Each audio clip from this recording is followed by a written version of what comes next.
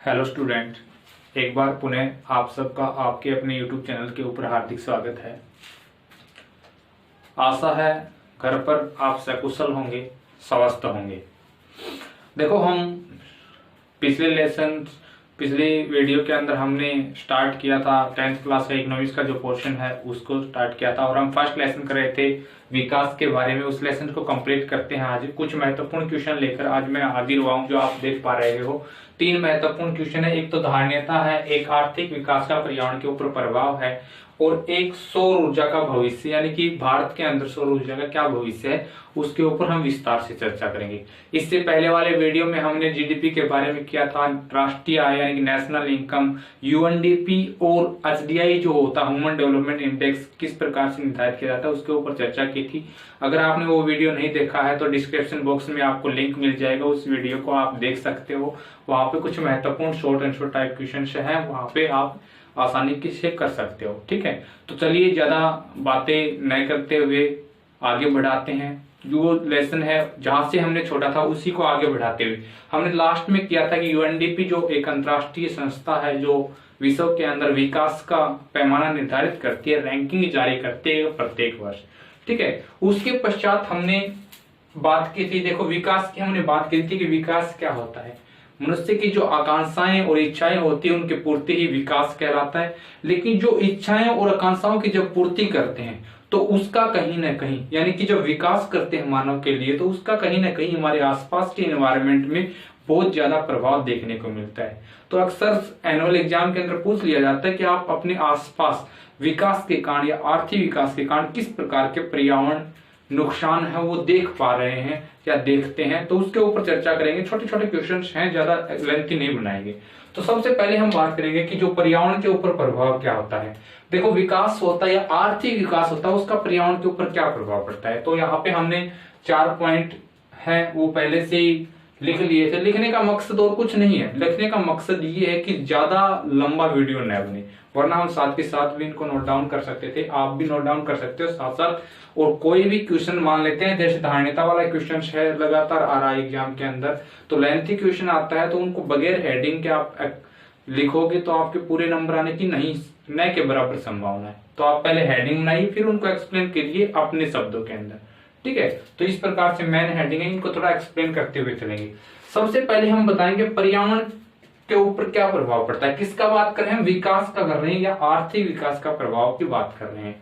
ठीक है, तो सबसे पहले जो प्रभाव की बात की जाती है वो की जाती है वन उन्मूलन, या वन उन्मूलन का अर्थ होता है वनों की कटाई बड़े पैमाने पर। ठीक है, या अंधाधुंध कटाई भी कह सकते हैं। देखो, जब हम विकास करते हैं, विकास का मतलब क्या होता है, सड़क मार्गों का निर्माण कर रहे हैं, रेल मार्गों का निर्माण कर रहे हैं, नगरीकरण को बढ़ा दे रहे हैं, औद्योगिकरण को बढ़ा दे रहे हैं, वो क्या कर रहे हैं, वो विकास है। लेकिन उसके लिए कहीं ना कहीं हम सड़क मार्ग बना रहे हैं, तो उसके लिए क्या करेंगे, वनों की बड़े पैमाने पर कटाई करेंगे। ठीक है, वनों का विनाश होगा, वन उन्मूलन देखने को मिलेगा। इसके कारण देखो वन उन्मूलन हो रहा है, इसके साथ साथ क्या हो रहा है, वन्य जीव जो है, वन्य जीवों का विनाश होता है, का विनाश भी देखने को मिलता है। ठीक है, एक तो वन उन्मूलन, वन है वो पृथ्वी से कम हो रहे हैं और साथ साथ वन्य जीवों का विनाश हो रहा है, क्योंकि वन्य जीवों का विनाश स्वाभाविक सी बात है, उनका निवास स्थान छीन रहा है, तो वन्य जीवों का विनाश होगा।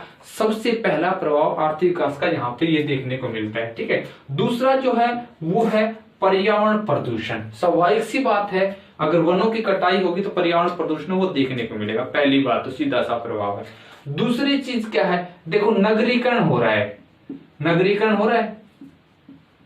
अब नगरीकरण हो रहा है तो नगरों के अंदर देखो परिवहन के साधनों का विकास होगा, और परिवहन के साधन बहुत सारे जहरीली गैसें, जिसमें CO2 जैसी गैसें हैं, वो जहरीली गैसें हैं वो बढ़ेंगी, धुआं बढ़ेगा, राख होगी वो बढ़ेगी। औद्योगिकरण हो रहा है, उससे भी क्या होगा, बड़े पैमाने पर अपशिष्ट पदार्थ निकलेंगे। उससे क्या होगा, चाहे जल प्रदूषण की बात करें, चाहे वायु प्रदूषण की बात करें, चाहे भूमि प्रदूषण की बात करें, चाहे ध्वनि प्रदूषण, इस प्रकार का प्रदूषण वो देखने को मिलेगा। ये भी क्या है, पर्यावरण प्रदूषण की समस्या भी किसके कारण हो रही है, आर्थिक विकास के कारण या विकास के कारण देखने को मिलती है। तीसरा जो प्रभाव है वो है भूमि के जल स्तर में कमी। देखो अंडरग्राउंड जो वाटर है उसके अंदर भी कमी होगी। मान लेते हैं कि आबादी बढ़ रही है, आबादी के अनुसार उसकी इच्छाएं आकांक्षाएं बढ़ रही हैं और उनको पूरा भी करना है। बड़े पैमाने पर देखो आर्थिक विकास और नलकूप या पेयजल की सप्लाई उपलब्ध हो रही है, घर घर नल उपलब्ध हो रहा है। उसके कारण क्या रहा है, पेयजल की जो अंडरग्राउंड वाटर है उसकी खपत बढ़ रही है, उसकी खर्च या उपभोग बढ़ रहा है और उपभोग बढ़ रहा है तो उसका दुरुपयोग भी बढ़ रहा है। साथ साथ उद्योगों का विकास हो रहा है। उद्योगों का विकास के साथ साथ क्या हो रहा है, उसके अंदर पेयजल है या अन्य जल की उपलब्धता है वो सुनिश्चित की जा रही है। उससे भी क्या हो रहा है, जो अंडरग्राउंड जो वाटर है, जो भूमि के जल है, उसका धीरे धीरे लेवल है वो नीचे चला जा रहा है। ठीक है, बहुत सारे क्षेत्र आज डार्क जोन में कन्वर्ट हो गए हैं। क्यों? क्योंकि वहां से अंडरग्राउंड वाटर है उसका उपभोग ज्यादा हो गया है, उसको बाहर ज्यादा निकाला गया, ज्यादा दुरुपयोग हुआ है। ठीक है, तो ये भी कहीं ना कहीं क्या है, भूमि के जल स्तर में गिरावट भी क्या है, एक आर्थिक विकास का पर्यावरण के ऊपर प्रभाव के रूप में हम अपने आसपास देखते हैं। एक जो है वो है भूमंडलीय ऊष्मन, इसको हम कह सकते हैं global warming. Global warming, global warming भी कह सकते हैं, वैश्विक ऊष्मन भी कह सकते हैं। ये किसके कारण है? देखो वायुमंडल के अंदर विभिन्न प्रकार की जहरीली गैसें फैल रही हैं और वो जहरीली गैसें क्या होती है, ग्रीन हाउस की भांति प्रभाव करने लग जाती हैं। वो ग्रीन हाउस कैसे प्रभाव करेगा कि मान लेते हैं सूर्य से जो आने वाली जो किरणें होती हैं, जो इंसोलेशन होता है वो इनसे अंदर तो प्रवेश कर जाता है, लेकिन जब भूमि की जो विकिरण आता है, टेरेस्ट्रियल रेडिएशन होता है, उसको बाहर नहीं निकलने देती है। ये एक है ना, एक लेयर सी बना देती हैं और वो लेयर बनने से क्या होगा, जो पृथ्वी का जो तापमान है इन टेरेस्ट्रियल रेडिएशन के कारण वो बढ़ता चला जाएगा। वो क्या होगा, वो ग्लोबल वार्मिंग की समस्या पैदा होगा, जिसमें विश्व में पृथ्वी का तापमान है वो बढ़ने शुरू हो जाएगा और उसके बहुत सारे नकारात्मक प्रभाव वो देखने को मिलेंगे। देखो चार महत्वपूर्ण पॉइंट है। वन उन्मूलन होता है, वन उन्मूलन का एक एक शब्द जोड़ना है। वन उन्मूलन से क्या होगा, वन्य प्राणियों का विनाश होगा, स्वाभाविक सी बात है। ठीक है, और वन उन्मूलन होगा तो क्या होगा, पर्यावरण प्रदूषण की समस्या होगी। नगरीकरण है उससे पर्यावरण प्रदूषण होगी, क्योंकि जहरीली गैसें बढ़ती चली जाएंगी। जो पौधे हैं वो CO2 को ग्रहण करते हैं, वो पौधे नष्ट हो जाएंगे तो CO2 स्वाभाविक सी बात है उसकी मात्रा बढ़ जाएगी। ठीक है, एक भूमि के जल स्तर में कमी आ जाएगी क्योंकि उसकी खपत है वो बढ़ जाएगी। जो जो आर्थिक विकास करेंगे, नलकूपों का विकास करेंगे, पेयजल सप्लाई उपलब्ध कराएंगे, तो उससे क्या होगा, भूमि के जल स्तर है वो धीरे धीरे कम होता चला जाएगा और एक है ग्लोबल वार्मिंग की समस्या वो पैदा हो जाएगी। ये चारों की चारों, इसके अतिरिक्त आप अपने आसपास जो भी पर्यावरण प्रदूषण की समस्या देखते हो आर्थिक विकास के कारण, वो भी आप इसके अंदर शामिल कर सकते हो। इसके पश्चात जो दूसरा महत्वपूर्ण क्वेश्चन है वो है सौर ऊर्जा का भविष्य। सौर ऊर्जा का भविष्य कहां पे, भारत के अंदर बात कर रहे हैं। देखो इस तरह का क्वेश्चन आपको अभ्यास के अंदर मिलेगा कि वर्तमान में भारत में किस प्रकार के ऊर्जा के संसाधनों का इस्तेमाल किया जा रहा है। ठीक है, और भारत में आने वाले 50 वर्षों के दौरान उनकी क्या संभावना है, या सौर ऊर्जा की भारत में किस प्रकार की आप संभावना देखते हो। तो वर्तमान में अगर बात करेंगे तो भारत के अंदर हम परंपरागत जो ऊर्जा के संसाधन है, परंपरागत ऊर्जा संसाधनों का इस्तेमाल कर रहे हैं।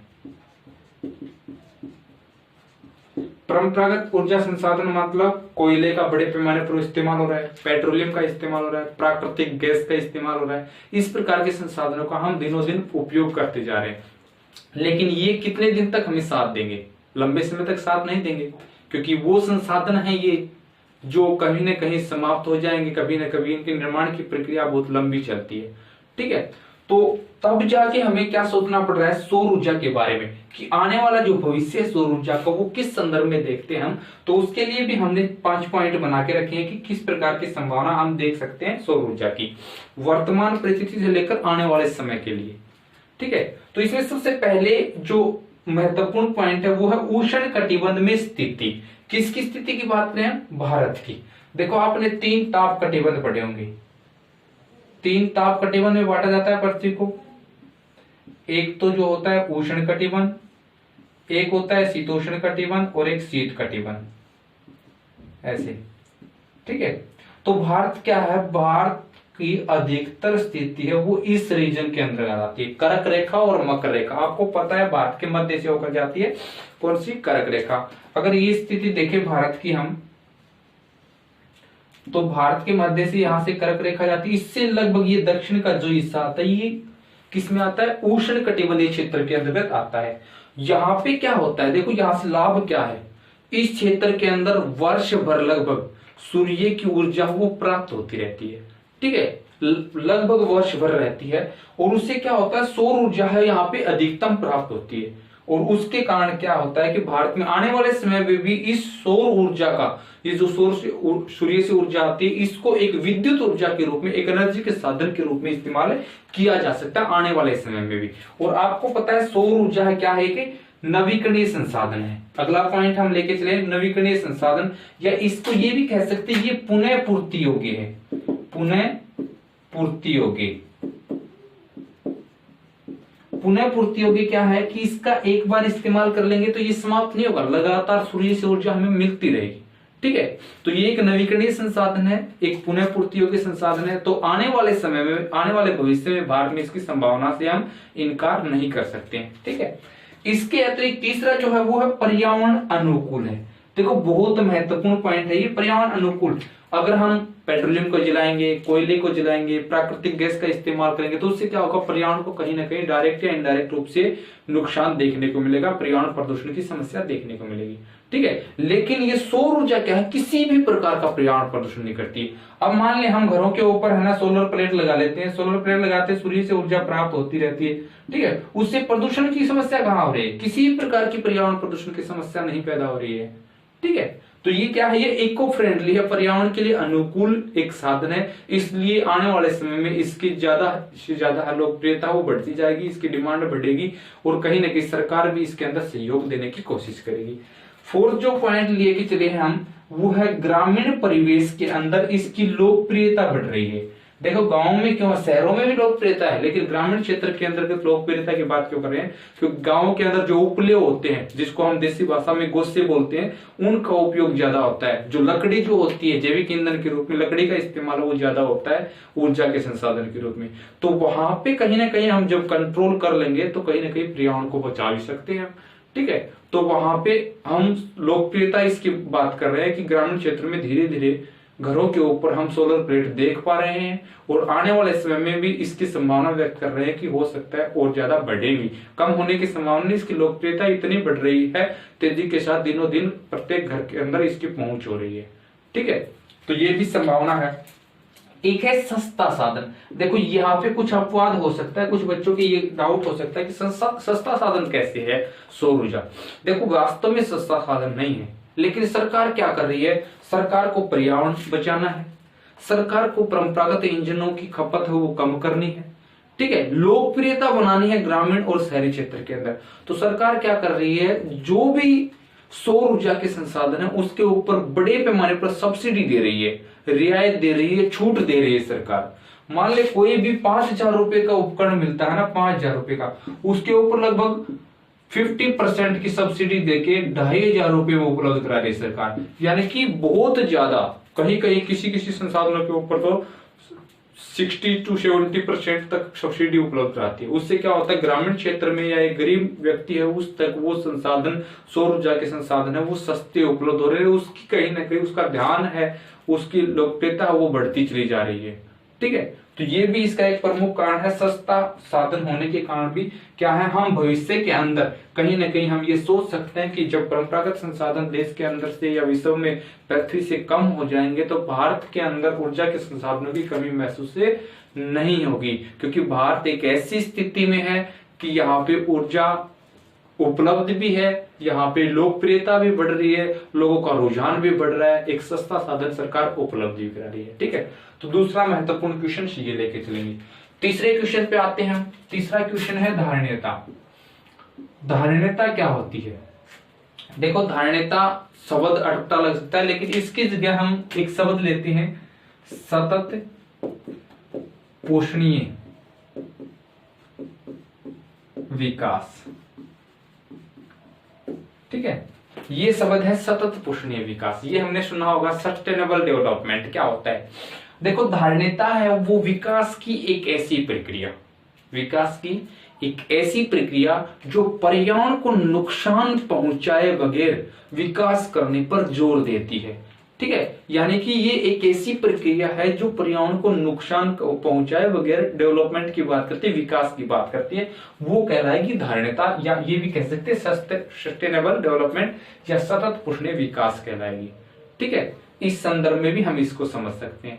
लेकिन इसका महत्व क्यों है, क्यों जरूरी हो जाती है, ये क्वेश्चन मोस्ट इंपोर्टेंट मान के चले ये क्वेश्चन पेपर के संदर्भ में। धारणता क्या है, धारणता का क्या महत्व है, धारणता क्यों आवश्यक है वर्तमान समय में। तो धारणता हमने समझ ली कि ये ऐसी विकास की एक ऐसी प्रक्रिया है जो पर्यावरण को नुकसान पहुंचाए बगैर विकास करने पर जोर देती है।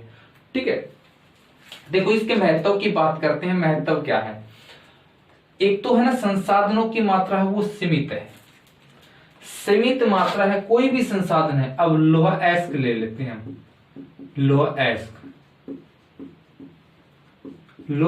क्या है, एक सीमित मात्रा में उपलब्ध है पृथ्वी के अंदर, जो भूगर्भ के अंदर है। अब कभी ना कभी तो वो समाप्त होगा।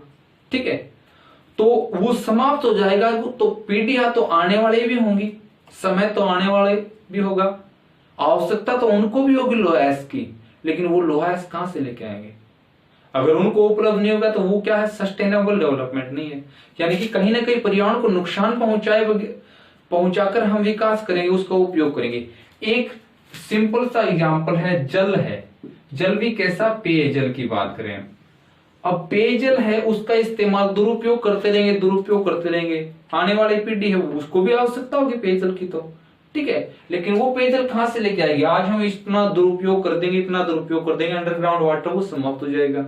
ठीक है, तो वो क्या हो, पर्यावरण को नुकसान पहुंचाते हुए विकास हो रहा है। ऐसा विकास का क्या फायदा कि वो आने वाली पीढ़ियों को वंचित कर दे इस चीज से। ठीक है, तो हमें क्या करना है, जितने भी संसाधन वो सीमित मात्रा में, और उनकी सीमित मात्रा को देखते हुए कहीं ना कहीं हमें धारणता या सतत पोषणीय विकास को अपनाना है, वो जरूरी हो गया है। ठीक है, उसका महत्व वो बढ़ गया है।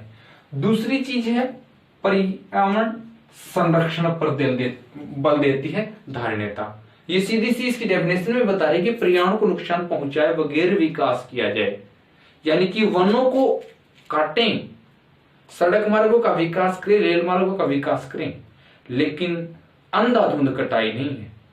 जितना संभव हो बचाने की कोशिश करें, जितना हो जल है उसको प्रदूषण से बचाने की कोशिश करें, जितना हो सके लोहा एस्क है उसको बचाने की कोशिश करें। ठीक है, उसके संरक्षण पर जोर दें। इस प्रकार के संरक्षण की बात महात्मा गांधी ने भी कही थी। गांधी जी पर्यावरण संरक्षण की बात करें, संसाधनों के संरक्षण की बात करते थे। वो कहते थे कि पृथ्वी के ऊपर या हमारे पास संसाधनों की कोई कमी नहीं है, हमारे पास इतने संसाधन है कि हम लोगों की आवश्यकताओं को पूरा कर सकते हैं। लेकिन उन्होंने कहा था कि हम लोगों का पेट भर सकते हैं, पेटी नहीं भर सकते। आज क्या लोग हैं, वो पेटी भरने में ज्यादा लगे हुए हैं। ठीक है, और पेटी भरने में ज्यादा लगे हुए हैं, इसका मतलब है कि कहीं ना कहीं वो क्या कर रहे हैं, स्टॉक ज्यादा कर रहे हैं। आवश्यकता नहीं उनको, लेकिन भविष्य में महंगाई बढ़ जाए और चीज की कीमतें बढ़ जाए, उसके लिए क्या कर रहे हैं, वो स्टॉक कर रहे हैं। और उस स्टॉक से कहीं ना कहीं क्या हो रहा है, पर्यावरण को नुकसान पहुंच रहा है। उस नुकसान से बचने के लिए कहीं ना कहीं हमें इसको अपनाने की आवश्यकता है। ठीक है, तो पर्यावरण संरक्षण के लिए कहीं ना कहीं धारणता को अपनाने की आवश्यकता है। इसके अलावा अगर हम बात करें, गैर परंपरागत संसाधनों को बढ़ावा देने की आवश्यकता है। अब गैर परंपरागत संसाधन हमने बताए हैं, जैसे सौर ऊर्जा है, पवन ऊर्जा है, ज्वारीय ऊर्जा है। ये क्या है, ये गैर परंपरागत संसाधन है जिनका उपयोग करते रहेंगे, बार बार इनकी पूर्ति होती रहेगी। ठीक है, ये सब असमाप्य संसाधन है। ठीक है, तो इस प्रकार के संसाधनों को बढ़ावा देने के लिए भी क्या आवश्यकता है, धारणता को अपनाने की आवश्यकता हमें महसूस होती है, ताकि इस प्रकार के संसाधनों को अपनाएंगे, पर्यावरण को नुकसान नहीं होगा। ठीक है, या कम से कम नुकसान होगा। एक विकास की समान अवसर मिले। समान अवसर किससे मिले, एक तो वर्तमान जो है, वर्तमान पीढ़ी है। ठीक है, और एक भविष्य की पीढ़ी है। भविष्य की जो पीढ़ी है, उन दोनों को समान अवसर मिले। ऐसा नहीं कि हमें तो पेयजल के साथ साथ पानी की खपत करते रहे, दुरुपयोग भी कर ले रहे, हमारी आवश्यकताएं पूरी हो, आने वाली पीढ़ी है उसकी आवश्यकता की तरफ कोई ध्यान नहीं दिया जाए। देखो, विकास आज भी करना है, विकास हमारे आने वाली पीढ़ियों को भी करना है। आवश्यकता पेयजल की हमें भी है, आने वाली पीढ़ियों को भी आवश्यकता होगी। आज लोहा एस्क की आवश्यकता, आने वाली पीढ़ियों को भी लोहा एस्क की आवश्यकता होगी। ठीक है, तो जो चीजों की आवश्यकता आज हमें है, वो आने वाली पीढ़ियों को भी आवश्यकता होगी। हम ये मान के चले, संसाधन हमें विरासत में नहीं मिले हैं, हमने आने वाली पीढ़ी से उधार लिए हैं ये, ठीक है। इसलिए हमें उस उधार को चुकता करने के लिए क्या अपनाना पड़ेगा, हमें अपनाना पड़ेगा धारणता को, या हमें अपनाना पड़ेगा सतत पोषणीय विकास को, ठीक है। कि हमने जो उधार लिया आने वाली पीढ़ी से उसको चुकाना भी है, एक कर्ज के रूप में लेंगे, न कि विरासत के रूप में कि हमें विरासत में मिले जो संसाधन, ठीक है। तो विकास के समान अवसर मिले हमें भी और आने वाली पीढ़ी को भी, उसके लिए भी क्या अपनाने की आवश्यकता है, धारणता को अपनाने की आवश्यकता है। इसके अतिरिक्त यहाँ पे एक छोटा सा टॉपिक्स रहता है, वो साक्षरता के बारे में रहता है। साक्षरता क्या है, साक्षरता दर क्या है, वो चीज रहती है, उसको आप एक बार किताब में से देख लें। देखो साक्षर व्यक्ति किसे कहेंगे, उसको एक जल्दी से मैं बता दूं वरना वीडियो लंबी हो जाएगी। कि भारत के अंदर अगर बात करें या विश्व के अंदर बात करें तो भारत में हम बताते हैं 7 वर्ष या उससे अधिक का कोई भी व्यक्ति जो अपनी भाषा में पढ़ना लिखना और अंकगणितीय ज्ञान रखता हो वो व्यक्ति कहलाएगा साक्षर, ठीक है। और साक्षरता दर ज्ञात करते हैं तो हम बात करते हैं कि किसी देश के अंदर कुल साक्षर व्यक्तियों की संख्या और कुल जनसंख्या के बीच का अनुपात और उसको 100 से मल्टीप्लाई कर देते तो वो साक्षरता दर हो जाती है। इस हिसाब से आप इसको देखेंगे, थोड़ा सा साक्षरता दर के बारे में छोटा सा टॉपिक है, उसको अपने स्तर पर करके चलेंगे। इससे संबंधित तीनों क्वेश्चन से संबंधित ये मान के चलिए मोस्ट इंपोर्टेंट क्वेश्चन थे, इसलिए मैं इनको लेके आया था विद द पॉइंट्स के माध्यम से। आपको इससे संबंधित कोई प्रॉब्लम्स हो तो आप कमेंट्स बॉक्स में जरूर कमेंट्स कीजिएगा। किसी प्रकार की समस्या हो तो फर्स्ट लेसन इसके साथ हमारा समाप्त हो जाता है। सेकंड लेसन में नेक्स्ट वीडियो के अंदर हम फिर मिलेंगे। Stay home stay safe, thank you.